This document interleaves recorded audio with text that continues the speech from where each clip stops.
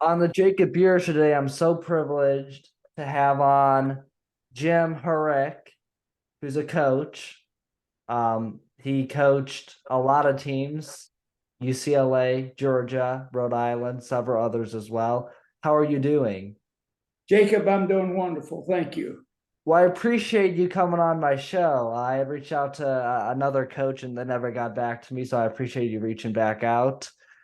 Um, so how did you kind of get involved with basketball?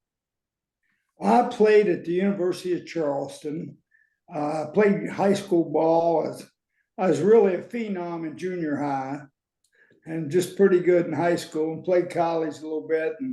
And I'd always played, it had been part of my life. And I came out to California, I started teaching school, but I had to have another year of education because they require 5 years to teach high school. So I had to go back and work on my credential. And while I was doing that, I met a high school coach at Morningside High School in Inglewood, California, right beside the Forum and Hollywood Park Racetrack. And he ended up hiring me, and I was a JV basketball and JV baseball and English teacher at Morningside High School. And that's how I started. The same year John Wooden won his first national championship. And I started coaching and I watched him. And I said, hey, that's what I want to do. I like the way they play. And so I patterned everything after him and went to his clinics. And it was a great, Jacob, I hope you have a guy that I had like John Wooden, my teacher, my mentor, my advisor, and guy I could go to at any time for almost anything. But just a great leader of men, a teacher, humble, and the greatest human I've ever known. I've been very fortunate to get to know him. I was the first director of the John Wooden basketball camp, and I got to know him personally very well. And he is the cornerstone of everything I've done. Wow. So then from high school basketball, how did you kind of get involved with college basketball? Of course, you were at another college before UCLA where you won a title. So what was that transition like from high school to college? I ended up in 1973 having the number one high school team in America. Now that's hypothetical by Basketball Weekly, but Basketball Weekly was the Bible for basketball in those days. And our whole group had Kevin Love's father, Stan Love, who was an NBA player at our high school. He was a great player, went on to Oregon. And then I had another player at my high school, a kid named Billy Ingram, went to Oregon. And the Oregon assistant coach ended up being John Wooden's assistant at UCLA. And really, there were no emails and cell phones and things in those days. So really, guys didn't know each other that well. But the Oregon assistant knew me because he had recruited two of our players. And so we were really close. His name was Frank Arnold. He ended up coaching BYU, took Danny Ainge and that group to the Elite Eight. And they got beaten Elite Eight, but he was a great basketball coach. And he and John Wooden, but him mostly, recommended me to Utah State as an assistant. Now I went up there as an assistant basketball coach and stayed 4 years. And then it came the crossroads of my career. I got the assistant's job at UCLA and 77 to 79, 2 years after Coach Wooden had retired. And from that, I coached there 2 years, and I got the Pepperdine head coaching job. I was there 9 years, then 8 years at UCLA, 2 years at Rhode Island, 4 years at Georgia. I coached, scouted 3 years in the NBA, and coached 2 years in the Development League, and then I retired. Wow. And I just got to ask the big question. What was it like the year that you went all the way in March Madness? Of course, you've been a lot of years. You had a lot of good years, no matter it was at Georgia, Rhode Island, um, other schools. What was it like the year that you won it all? The big dance. I What was was a that like? I was a head coach for 23 years. In 16 of those years, we went to the NCAA tournament. Um, uh, the ride, the journey was just absolutely spectacular. Sometimes you go into the tournament really playing well, like Connecticut did. Sometimes you go into the tournament a little banged up, somebody's sick, somebody's injured, you're not playing quite as well. UConn lost 6 out of 8 in January, and people had written them off, and they turned it around. And so really how you're playing, at that time of the year, you try to peak your team for that, but that doesn't always work out. So we made a nice run. We had gotten beat the year before when we were number 1 in the country at mid-year '94, and then one guy had a back surgery, one guy had a ankle sprain, one guy had back spasms, one guy, it was just a plethora of things. So one guy had some personal problems, and we went in the toilet and went 7-7 the rest of the way in the first round of the NCAA, got our brains beat out. So I was quite apprehensive going into the tournament. It's kind of those hold your breath and see how it goes. And we won the first game easily, and then Missouri had us on the ropes, and really had us on the ropes. And that's you don't recall, but there was a kid named Tyus Edney that went the length of the floor in 4.8 seconds. They show those highlights a lot to win the game for us. It was one of the great plays in NCAA basketball history.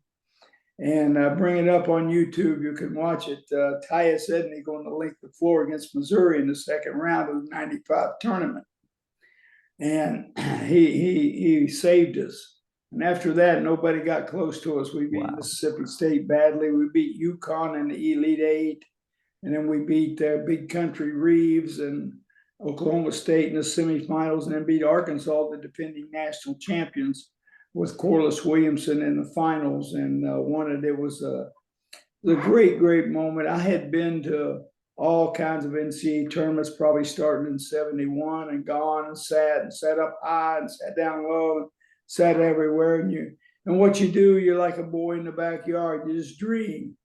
You just dream of taking your team to the tournament. And Jacobs, I grew up in Charleston, West Virginia.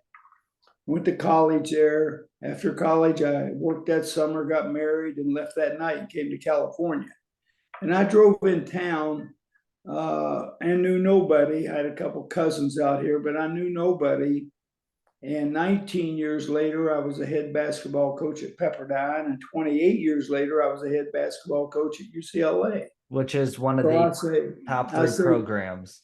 I say anybody with, I'm lucky, I guess, but worked hard and had some great success, and just pounded and believed and believed in the Lord. And there's all kinds of things that happen, and to take your, and then I remember I went to Pepperdine, and I had worked, I'd worked 13 years in high school.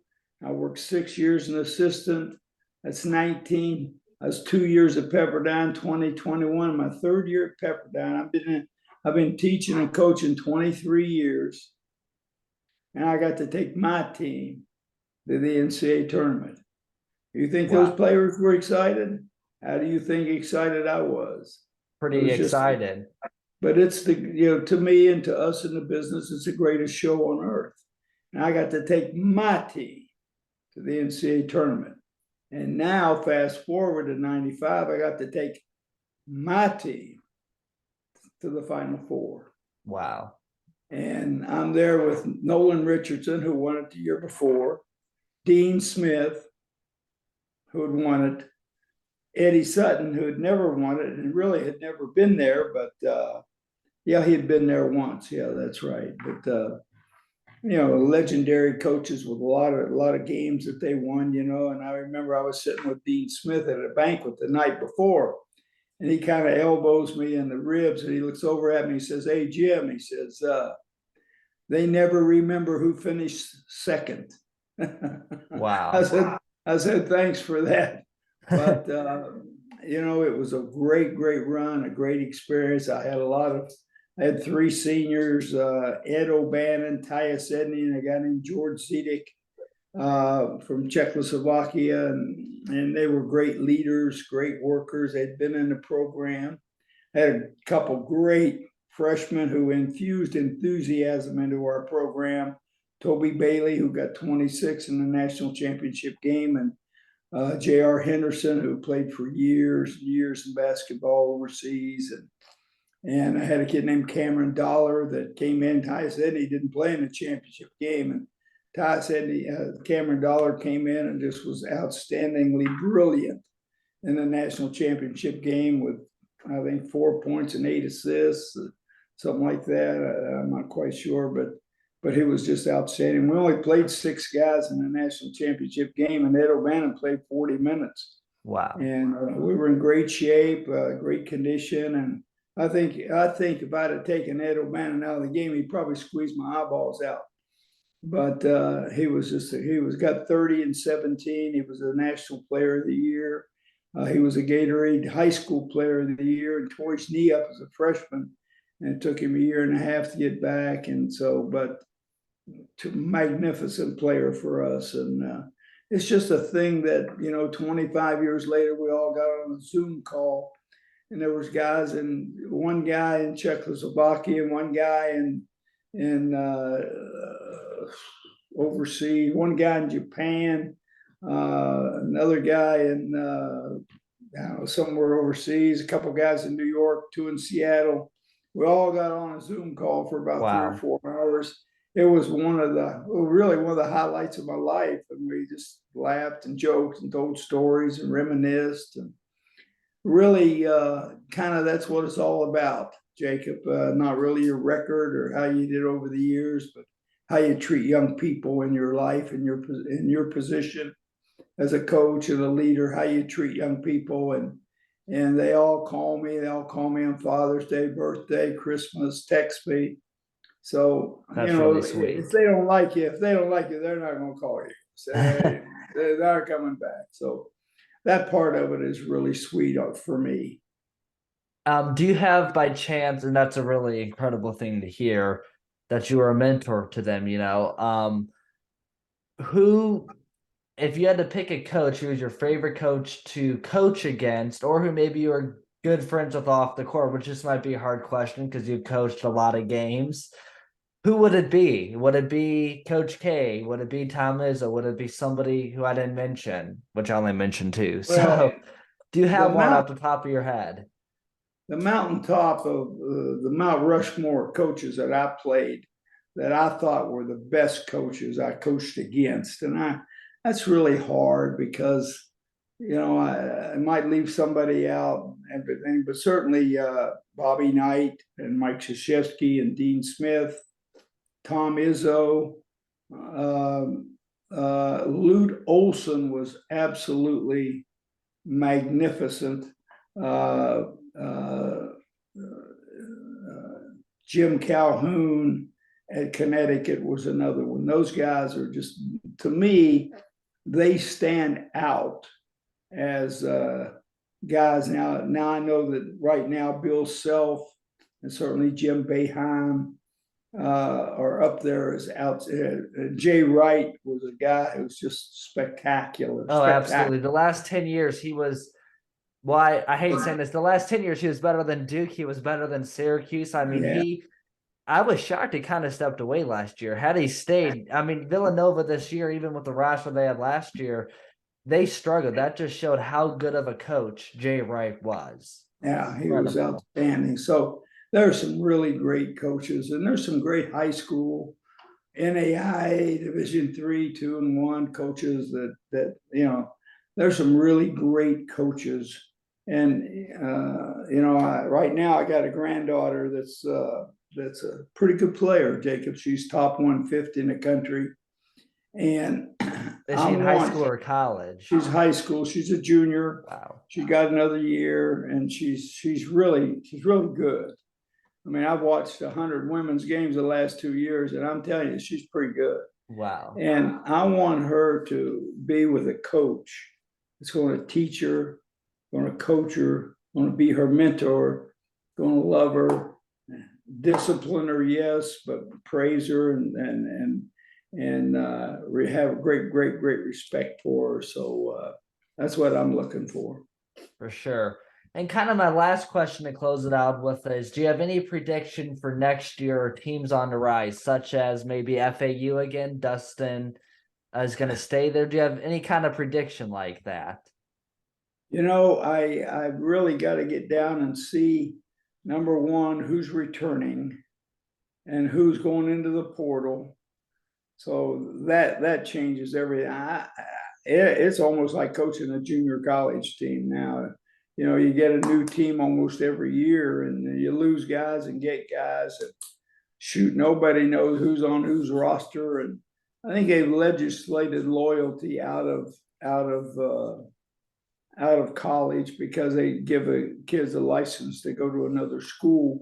And they say, well, coaches can do that, but it's a coach's livelihood. It's their livelihood. And they have a right to make a choice in that with their family and kids and everything. But you know, what they've done to basketball with the IRL and all that stuff,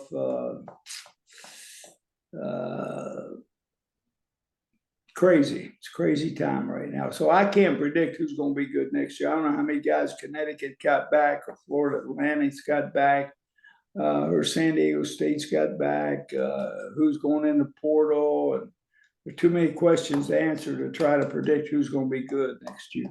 Interesting. Well, I appreciate you coming on the Jacob Buehrer Show today. Jacob, I'm proud of you, man. I think you do a great job. What you're doing is shows me a vision, shows me foresight, shows me. I've always said, Jacob, young people who can communicate their thoughts and ideas to others will be successful. And you do that. You came after me, you got me, and I laud you for it. Proud of you. Keep it going. Call everybody. You know, you can take no, but you'll get some yeses. For sure. And good luck to you, man. Proud of you. Very proud of you. Thank you.